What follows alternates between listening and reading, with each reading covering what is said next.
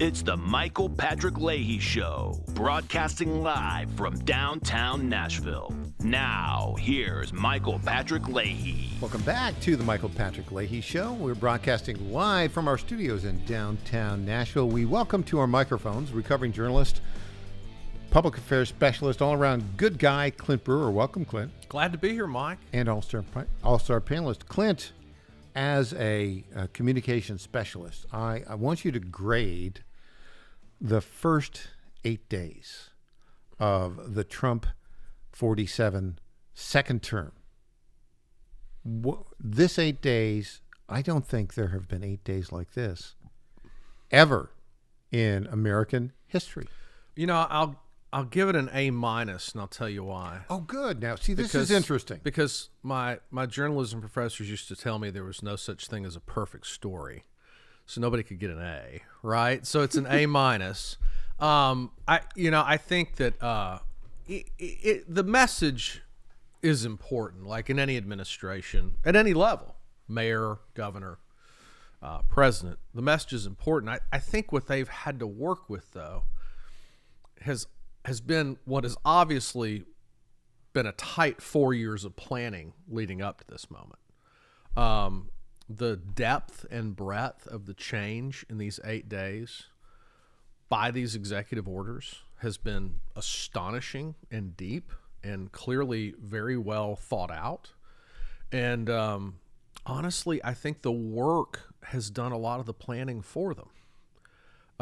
When your work product is so thorough that the opposition almost doesn't have time or bandwidth to react, it makes the messaging a lot easier. When your principle is so dialed in, you don't have to do a lot of messaging.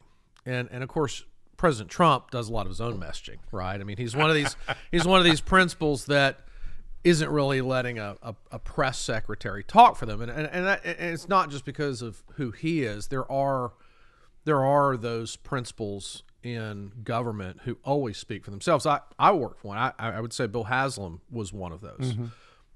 Not Trump-like in his personality, but he was very much in control of what he wanted to say and mm-hmm. didn't let people speak for him a mm-hmm. lot. And mm-hmm. President Trump really doesn't do that.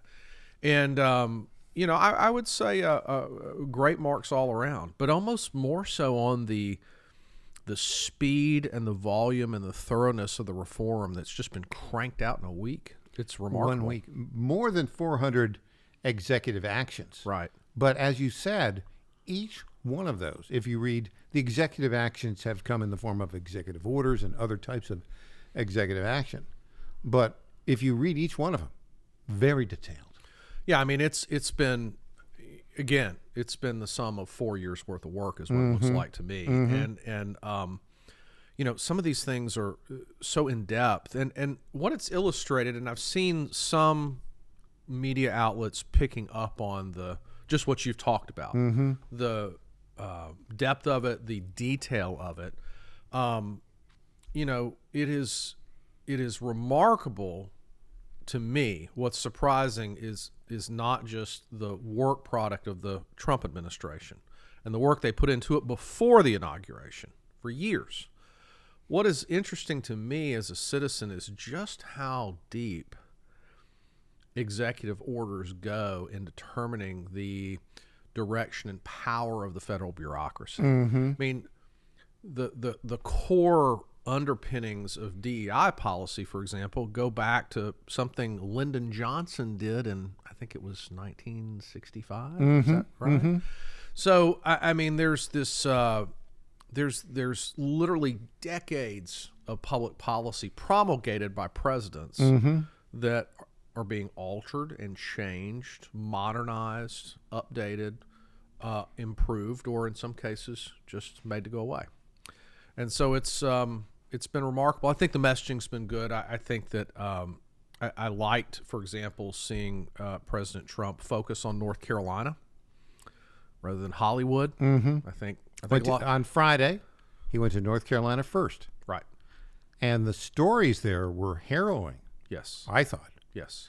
One other thing just to add, in terms of this flood the zone approach, it seems to me that he's had a surprise asset with the public face, and that is his wife, Melania Trump, who stood by him in North Carolina, not to assert any policy, but to be there.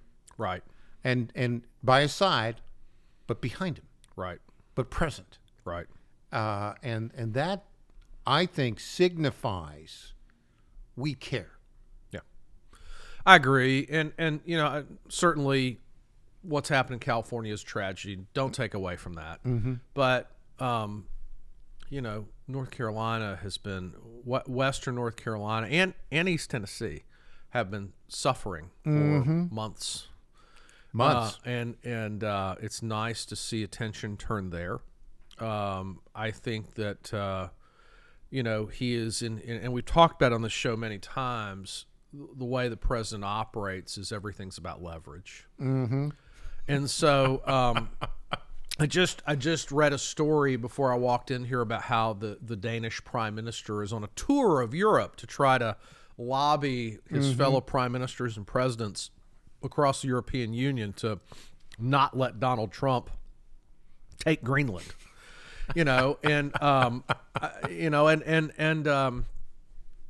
As interesting as that idea is, it's not a new one. Been around since 1867. Yeah, it could be more. It could be real, or it could be more leverage, or it could be both. Yeah. And so I think he's doing what he does so well, which is to sort of control the playing field. And it is. I mean, it's just been 8 days, but just a remarkably more disciplined White House. You've always had the theme of the importance of discipline. Yes.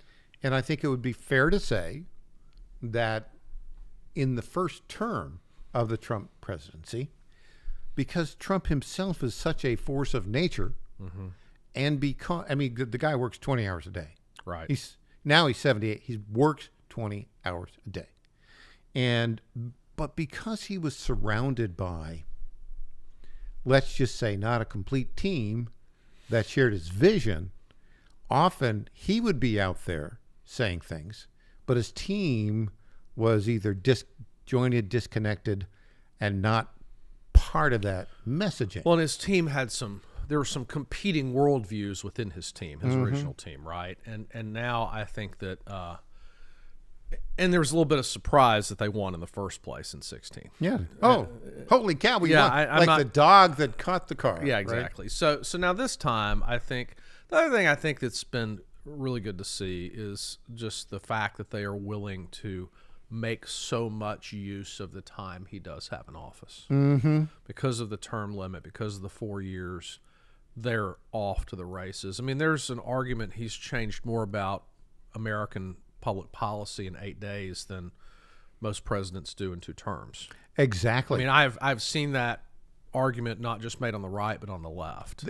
Exactly, which is stunning. And now, I think the least utilized job in the Trump administration right now, the job of somebody with the least to do, is Press Secretary Carolyn Levitt. Yeah, I mean, exactly. There's not a lot there. Look, more difficult days are ahead, right? Yeah. There's going to be something bad's going to happen. Something always does, and the reformed immigration policy is going to cause a lot of heartache. It's going to cause some difficult news coverage. Somewhere, somebody's political will waver. Exactly. We're 8 days into his administration, and this afternoon, his press secretary will hold her first press briefing. Right. That tells you everything right there. It does. When we come back, more nominations. Which ones will make it? Which ones won't? Or will they all make it? Back with Clint Brewer after this.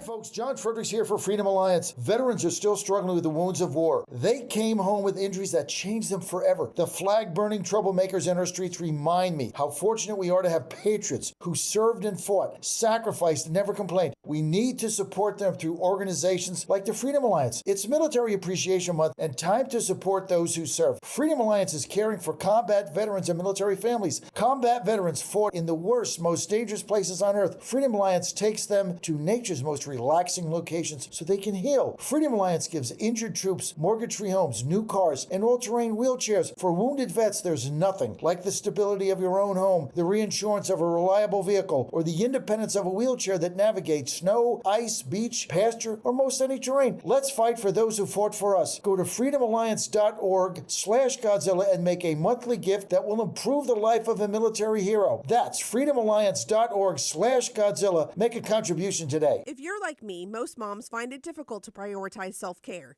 Hi, it's Colleen, Program Director at the John Fredericks Media Network.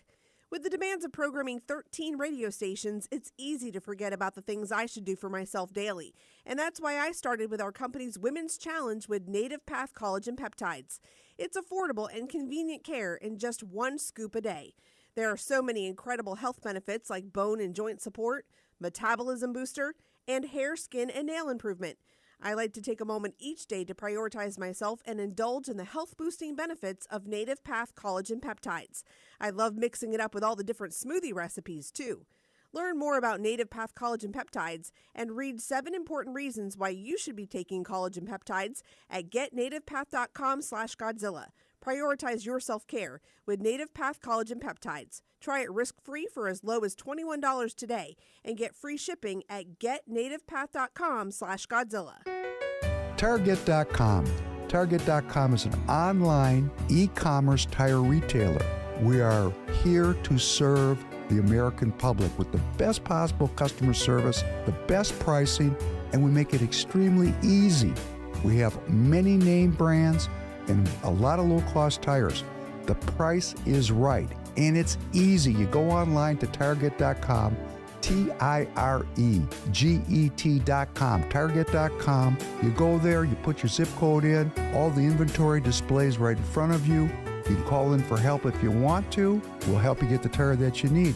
But we will take the tires you buy and at no extra charge deliver them to the dealer right by your house where they will be installed at the market price. It's easy.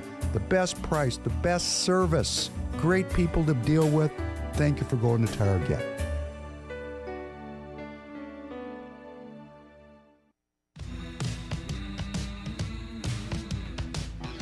Welcome back to the Michael Patrick Leahy Show.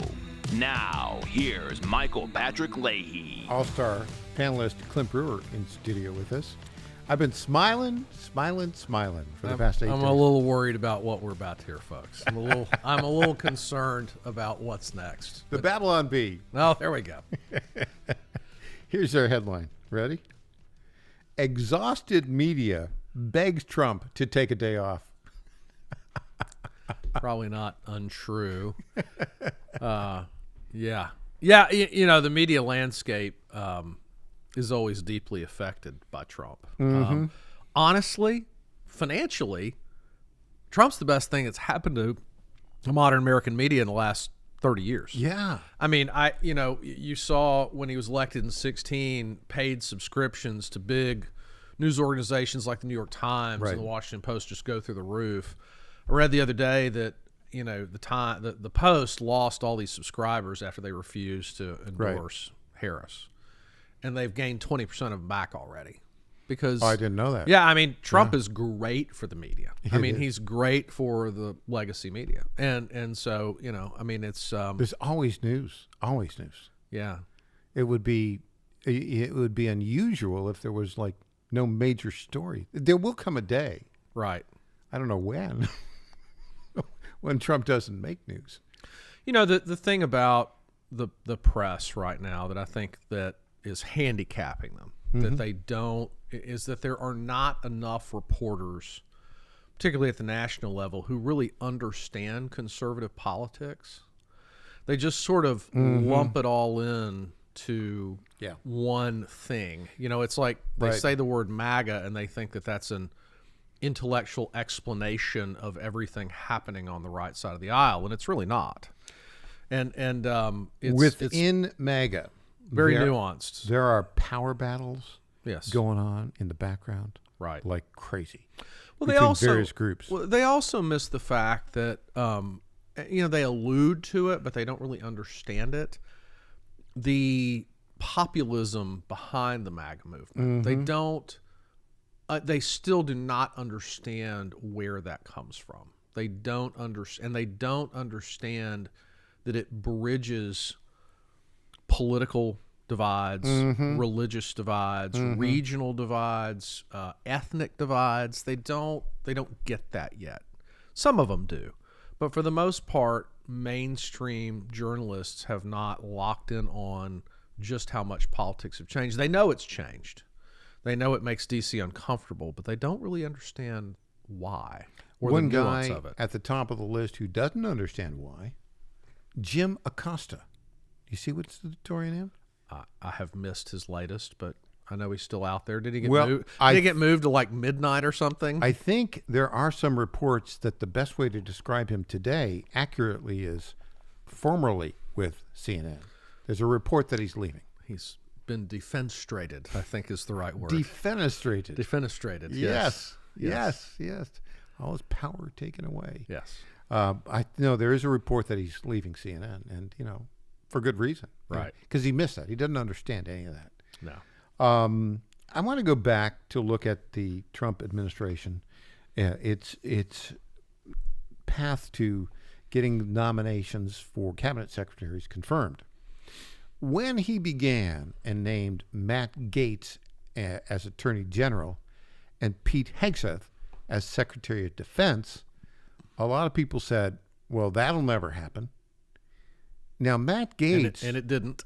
Matt Gaetz did not happen. That's what I'm saying. I mean, Yeah. there's this theory out there that Gates was sort of a sacrificial lamb. That he, you got to let one go. Somebody's not going to make it. It's like Survivor Island, right? Like it's the Hunger Games. Somebody's not going to make it. And so, there's this school of thought in D.C. that's what he was there for. Don't know that that's true, though.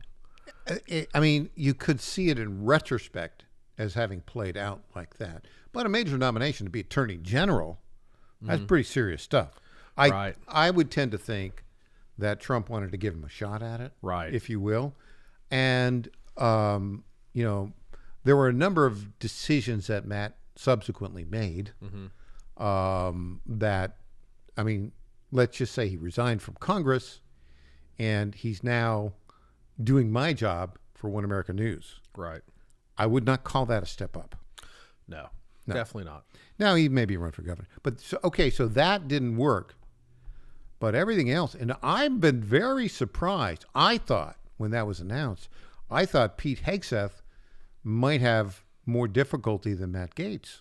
Because, for a number of reasons. First, a junior military officer. Right. Who had a lot of visibility at Fox News, very popular there, but a very messy personal life. And not the template professionally for the kind of person that traditionally has been appointed to that role. Exactly.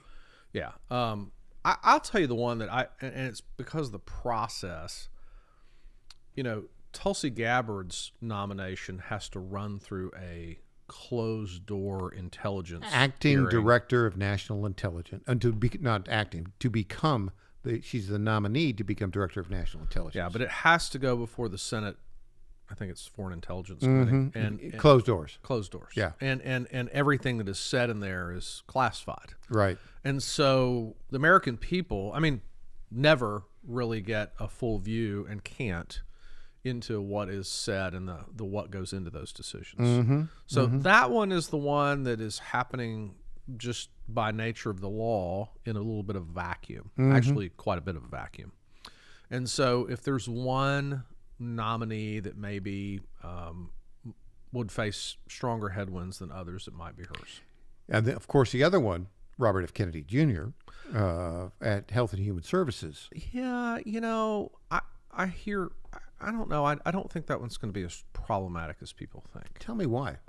I think that the Trump team will go to the mat for him. I think that there's also a lot of political, I don't know what the right word is, empathy, sympathy, favor for him because of how heavily he weighed in during the campaign. I mean, you have to remember he was a candidate himself. Right. I mean, the things that happened after the failed assassination attempt in Butler, Pennsylvania on July 13th, within a week, you had Robert F. Kennedy Jr.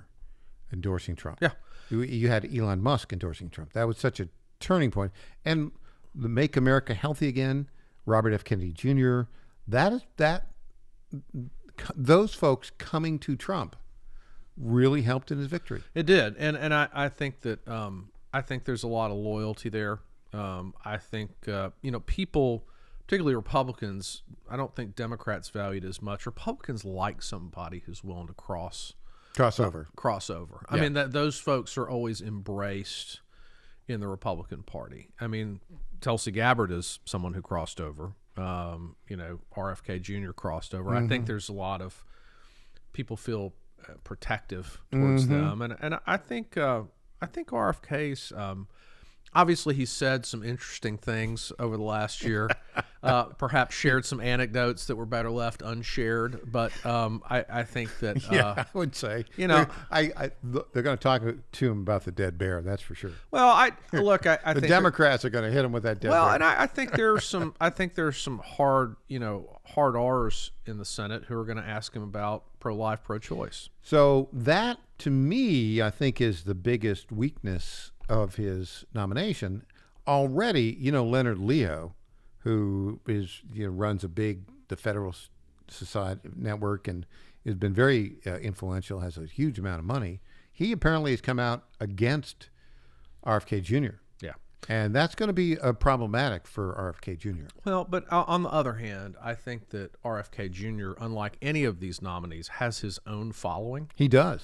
Yeah. Has his own constituency. Right. And think of if the Trump movement, think about the depths to which it has disrupted business as usual in Washington, D.C., since he got elected, really since he was running the first time. I mean, it's been a decade of disruption. Yeah.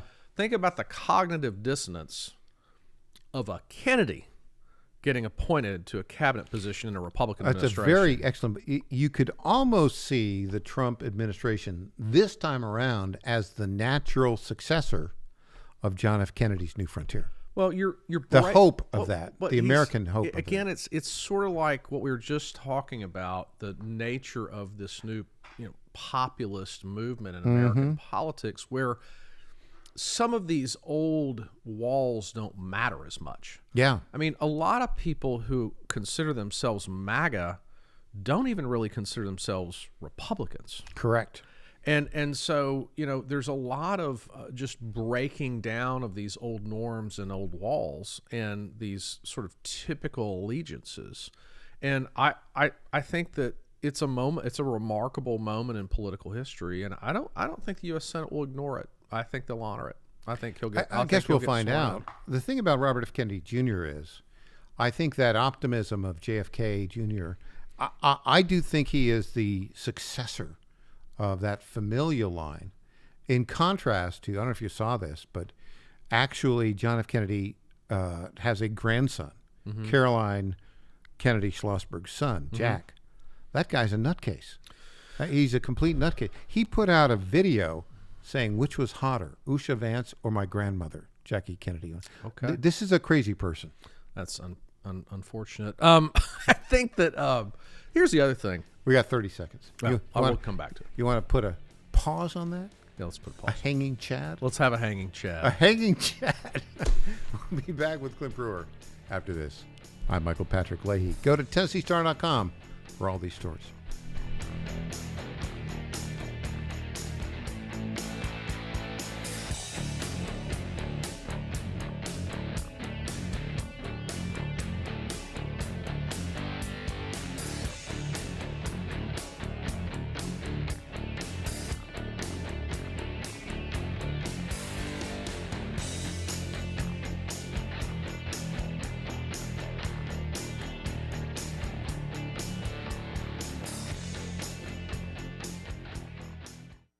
Now's the time for Tennessee to stand up for our children. They deserve a chance to succeed. President Trump and Governor Bill Lee are fighting to make that happen. We're fighting for school choice, which really is the civil rights of all time in this country. Every Tennessee family should have the power to choose the best education for their children. School choice gives every family the opportunity to set their children up for success. Educational freedom gives families the opportunity to select what works best for them. President Trump and Governor Lee understand that education freedom is not just about better education. It's about opportunity. It's about giving every child, no matter their zip code, a chance to succeed. Tennessee's time is now. It's time to make universal education freedom a reality. Stand with President Trump and Governor Lee to fight for Tennessee's children. Paid for by fellow Yes. Americans, Every my kid. good friends, I've known them for a long time. At DT McCall & Sons have the deal of a lifetime for you, and nobody knows deals like I do. That much I can tell you. Nobody knows deals like I do. The lumber yards, they can hit you with hidden charges for up to $200 extra. They'll charge you for cords and hoses and haul-offs. Your money goes all over the place and out of the state, and most importantly, out of your pockets. How do they get away with that? I don't know how they do that, but on day one, if you buy from McCall's, we are going to stop the hidden charges as soon as you buy it. DT McCall & Sons has locations in Lebanon, Carthage, Lafayette, Cookeville, and Franklin, and they have been family-owned in Middle Tennessee for over 100 years. Head to one of their stores today or check them out at dtmccalls.com. You're going to love it, believe me. Hey there, this is Impersonator Lenny McGill, not endorsed by founder Donald and Trump. CEO of the Glock Store. As a proud sponsor of this show, you may have heard Michael Patrick Leahy mention us a few times over the past 4 years. But today, it's me on the radio telling you how pleased we are to be associated with Michael Patrick Leahy and his dedication to the highest levels of professional journalism. Michael Patrick Leahy has been threatened with jail time in bringing the true facts about that Nashville Covenant shooting to his listening audience. Michael Patrick Leahy, you keep doing what you're doing, and we here at the Glock Store will keep sponsoring your show for the good of Nashville and the entire country.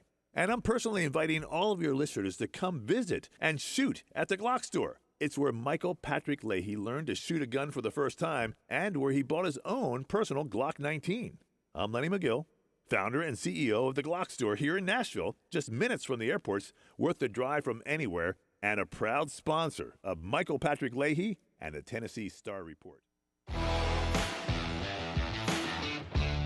Welcome back to the Michael Patrick Leahy Show. Now, here's Michael Patrick Leahy. Welcome back. All-Star panelist Clint Brewer in studio. Clint, we're going to finish that hanging Chad, and then I'll ask you the big question. So as to the hanging Chad, you're talking a little bit more about Robert F. Kennedy Jr.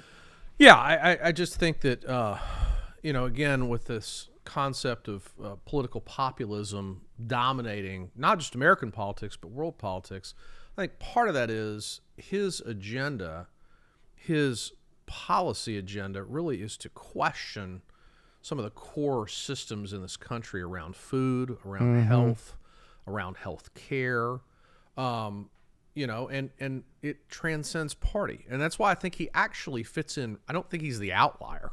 I think he actually fits in very well to the Trump administration, which is to question all of these norms that D.C. has become so comfortable with.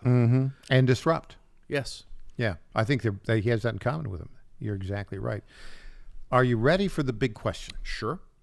I think we have a clear vision of what Donald Trump wants to do, and he's executing on it.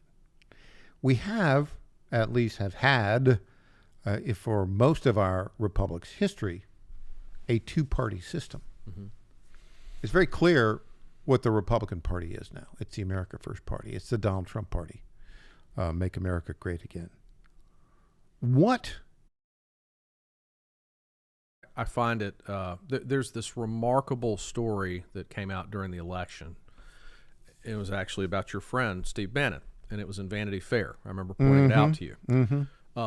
The journalist is not a, liberal journalist. He's actually somebody that reports on mostly on international news, but he interviewed a former Obama administration official. And I thought it was a remarkable passage in the story.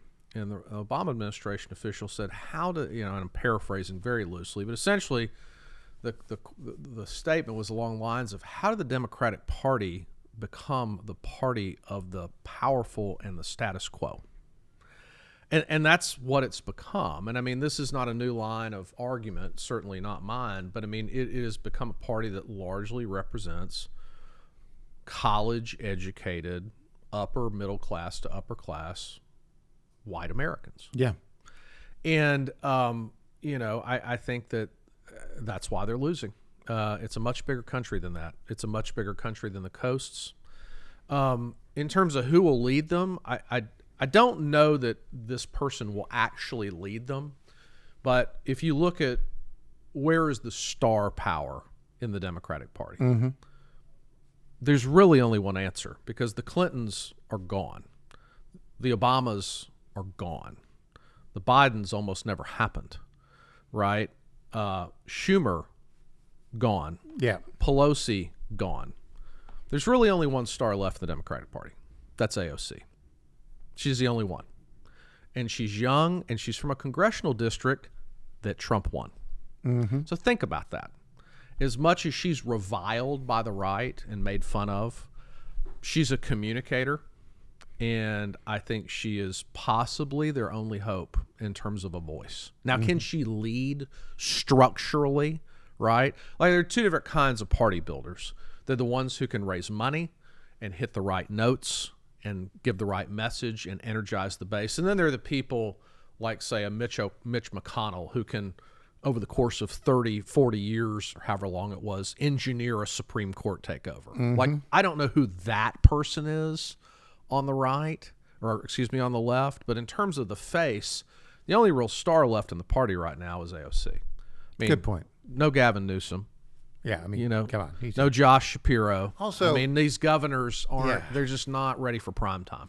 And J.B. Pritzker, the governor of Illinois, who's a billionaire, wants to be a star, but he hasn't picked up on the zeitgeist. He's still dwelling in the Obama years, and that's part of the problem. Is so many of these leading Democrats, they're kind of like the kids who peaked in high school, right? Exactly. Like they peaked in the Obama administration, and that's their worldview. Yes. And in some ways, when Obama came along, the Democratic Party was also stuck in the rut of the Clinton years, and Obama had to pull the party out of the Clinton years and leave those people behind. And AOC has star power, but she's just so terribly uninformed. Yeah, I mean, I understand all that. Yeah, I get that. And I know people, that is the knock on her. But in terms of, I mean, first of all, there is no resistance, in air quotes, right? There's not. And so she is really about it. I mean, she is literally about it.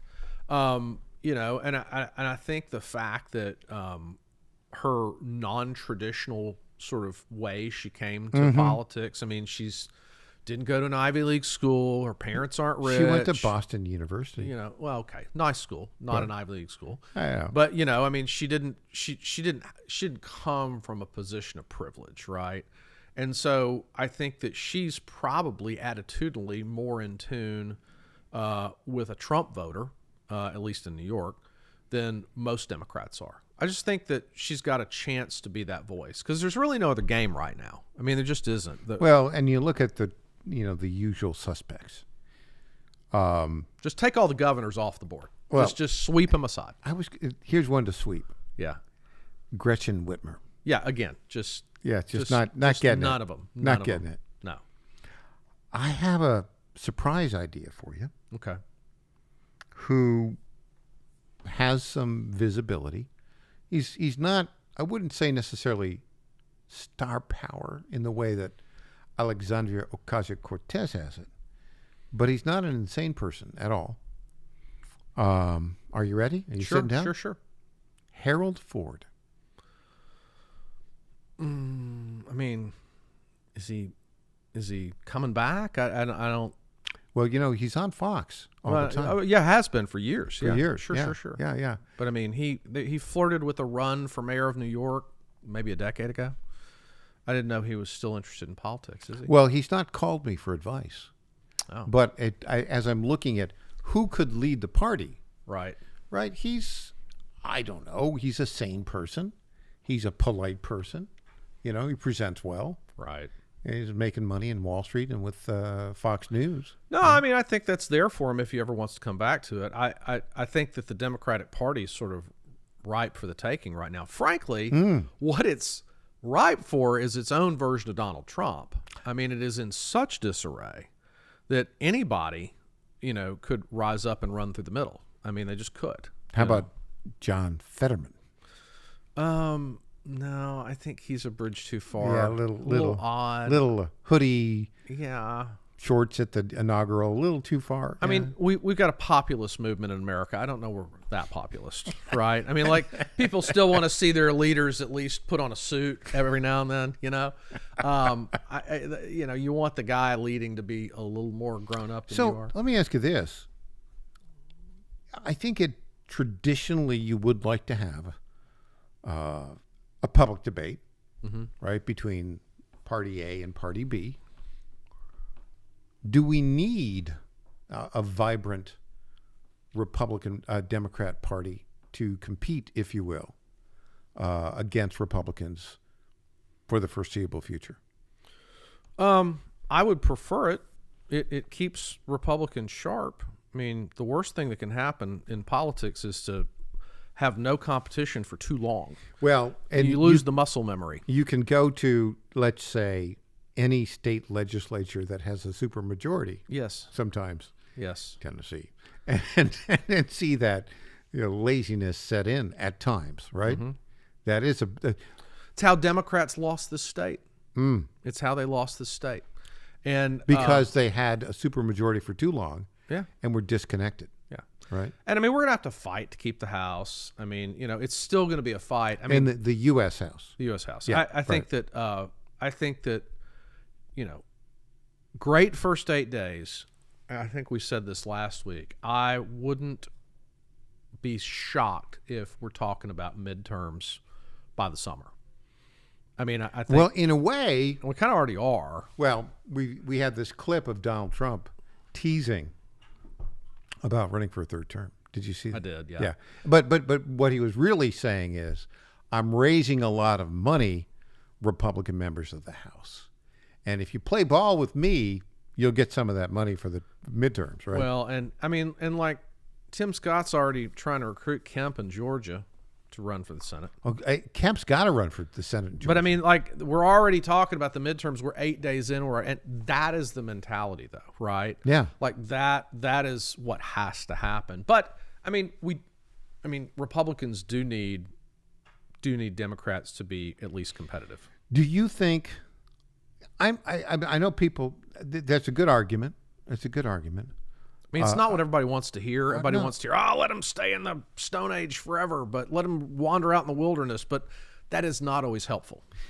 The problem is, in order to do that, they have got to have an underlying political philosophy that is not Obama, that is not Clinton. Right. Right? I don't think they've got the intellectual firepower to do that. No, they're pretty far out in the woods right now. I mean, there just is no there's no nexus, right? Like there's no central theme or organizing concept. I mean, they're just it's and even Harris was just an extension of that sort of wing of the party. So which has become a very status quo engine, right? Oh, yeah. It had become the party of D.C. It had become the party of the coast. Yeah. And it had I mean, they purport to represent people and speak for them that they don't know. Let's get your best guess. I'll give you three options for the Democrat nominee for president in 2028. Oh dear. Alexandria Ocasio-Cortez, Kamala Harris, or the field. What would you say? Oh, it's going to be the field. I mean, I think it's far too early. Yeah. I mean, AOC's how old? Like she's what? She's old enough. Well, is she old enough? Yeah, I think she just turned 35. Okay, but I mean, she could bide her time and wait for 20 years to run and still be young. Mm-hmm. I mean, Harris was 60. Her best option would be to tease a run, but run for re-election. Yeah. And not to. She needs to stay in the House, because if she ran for the Senate or a statewide office, it'll be more problematic than her current seat. Yeah. So you think it'd be the field? Yeah, and maybe she's part of the field. I don't know, but I just the thing, and here will be a lot of because I still believe in 4 years the Democrats are going to be very reactionary still to what's going on without any kind of clear-cut leadership. Mm-hmm. I think that in addition to the midterms, I mean, I'm noting for the listeners who aren't watching us on YouTube, Mike's happy glow for the last month. Happy. So in order for that happy glow to continue, Republicans have to focus on the midterms, but they also have to be setting up, absent some kind of sea change in American law that would allow for a third term. I think that Andy Ogles. Right. I think that I think that this administration has to work very hard to set up J.D. Vance. I agree. And on that note, we'll take a break. When we come back, it'll be time for News Potpourri. Okay. I'm Michael Patrick Leahy. He's Clint Brewer. All our stories at TennesseeStar.com, TennesseeStar.com.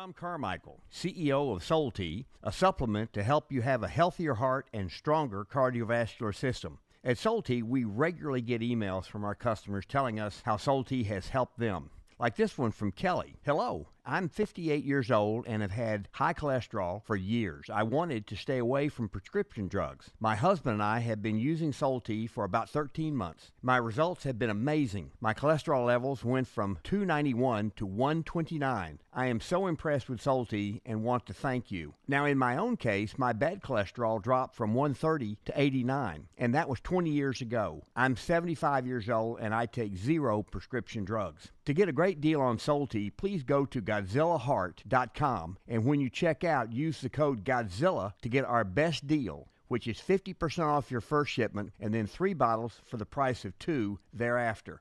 You don't have to live with a broken heart. Do you suffer from Try declining Soul Tea bone and today. joint health? Hi, it's Tina with the John Fredericks Media Network. And when I heard about our company's Women's Challenge, I jumped on the opportunity to test this amazing supplement that's already restoring my bone density, soothing my joint pain, and helping me regain lost mobility. I've experienced so many benefits in such a short time with Native Path Collagen Peptides because they support my bones and joints, boost my metabolism, and unleash the most radiant skin and hair since my 20s. In just 2 weeks, my knee stiffness is gone, and I'm already hitting the gym more aggressively. And I get so many compliments on my glowy skin and shiny hair. Native Path Collagen Peptides are so easy to take. They're tasteless, odorless, and mix great with my morning coffee. Read thousands of 5-star reviews at getnativepath.com/Godzilla. Level up your self-care with Native Path Collagen Peptides. Try it risk-free for as low as $21 today. And get free shipping at getnativepath.com/Godzilla. In 2008, the amount of concentrated time people could spend on a task without becoming distracted was 12 seconds. 5 years later, it was only 8 seconds, 1 second less than a goldfish. If you're often distracted or have trouble recalling information, you're likely to fall behind in the demanding, fast-paced 21st century. In other words, brain performance is more critical now than ever. Boost your brain power with Healthy Cells Focus Plus Recall. Science-backed nootropics to help you sharpen focus, concentrate longer, enhance recall, improve mental speed, learn rapidly, and be more alert. It's a pill-free brain supplement made with maximum absorption ingestible gel technology, designed to feed your brain at the cellular level. Take it for a test drive. Go to healthycell.com and use code GODZILLA for 20% off your first order of Focus Plus Recall. That's healthycell.com, code GODZILLA for 20% off. Welcome back to the Michael Patrick Leahy Show. Now, here's Michael Patrick Leahy. Welcome back to the Michael Patrick Leahy Show. We are joined in studio by All-Star panelist Clint Brewer. And yes, Clint, it is true. I am a very happy man. For now.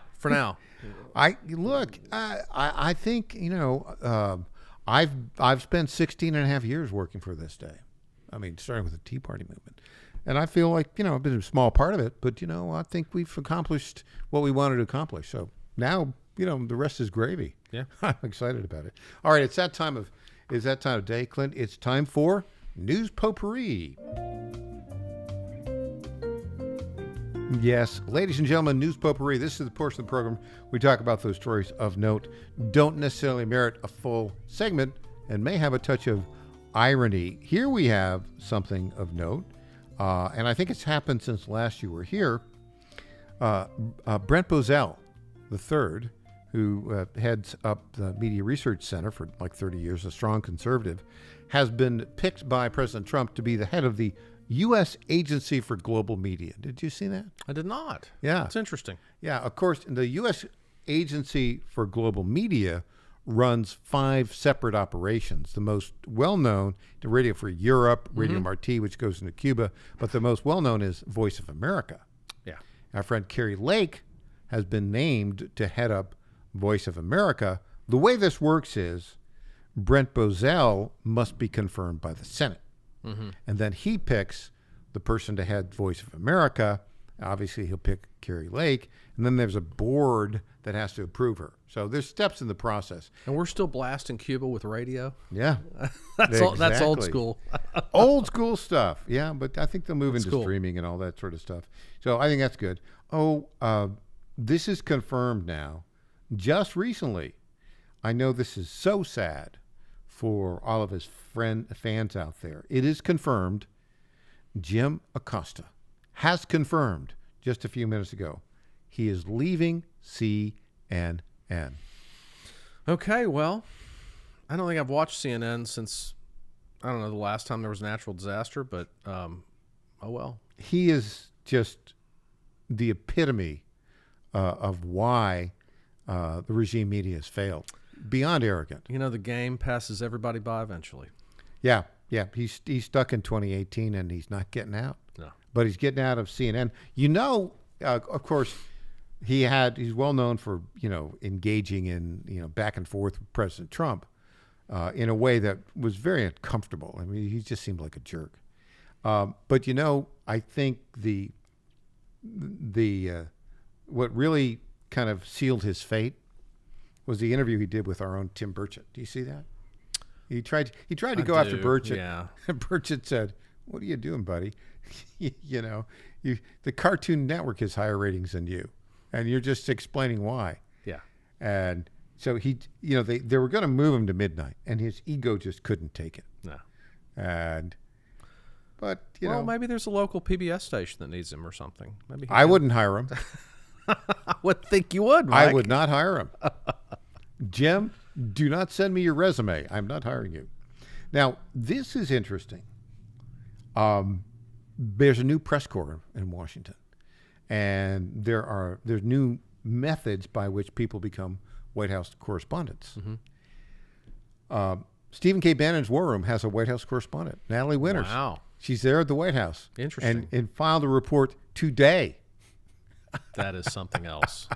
Now, we're also going to, I think the Star News Network is going to have a White House correspondent. John Fredericks does his show weekdays from Washington now, from a place about 2 blocks from the White House. He's in the process of getting press approvals. We'll have John on periodically, but we might even send our own, correspondent up there. We've got several folks that could do it, and there's questions that we'd like to ask. So sure. And look, we'll ask better questions than Jim Acosta. Would love to see you do that, Mike. That would be great. That'd be a lot of fun. Yeah. We are going to get, I believe, here on the Tennessee Star and my show, we have been promised by now Secretary of Treasury Scott Bessent, who won his confirmation, 68 to 21, something like that. Yeah, very, very wide margin. Very wide margin. He had 16 Democrats vote for him. We did the first non-Steve Bannon public interview with him a year ago. Right. We did several interviews with him. And when he was nominated, I called him up. I said, I want your first interview, once you're confirmed. He said, yeah, you got it. And his comms person is a friend of ours. So we are first on the list to do that. That's great, man. We'll probably do that interview whenever he can. We'll tape it, and it'll be a long-form interview. What do you ask the successor to Alexander Hamilton? If you look at the power. I don't know, but you have to sing it, Mike. It's a musical. I don't know. I think, it's a great question. I think you've got to, probably people in our walks of life need to do a little research before you interview a guy like that. He's steering a vast amount of economic policy. You are assigning me homework. I am. But I am assigning you homework. But I need to do it. You do. Really. Don't go into that interview unprepared. That is an interview you just can't wing. No. All right. So I'm on the list. Prepare for interview of Secretary. I've never got an interview with the Secretary of Treasury. Yeah, that's so. Yeah, normally that's like Bloomberg and the Wall Street Journal. So yeah, and they're really pretty. This guy actually is really interesting guy. Do you ever watch? People always ask me what I watch. I watch at least maybe 20, 30 minutes of Bloomberg surveillance every morning. Do you? I love it. Yeah, it's just no politics. It's just straight down the middle. Capitalism has a way of scalding the politics out of things, and it's just very informational. A couple of other items here.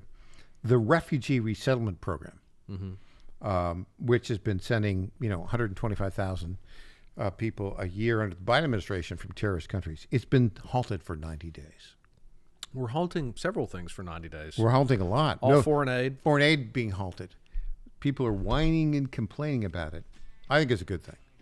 And on that note, Clint Brewer, thanks for joining us today. Yeah, man.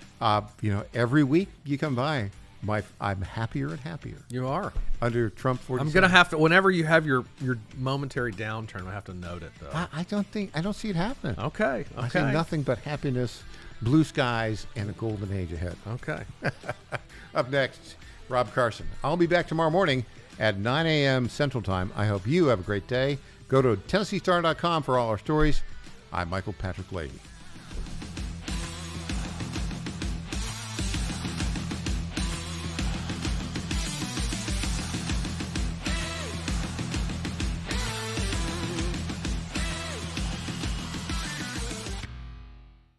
I'm Governor Bill Lee, and I want to talk to you about an important education bill in Tennessee.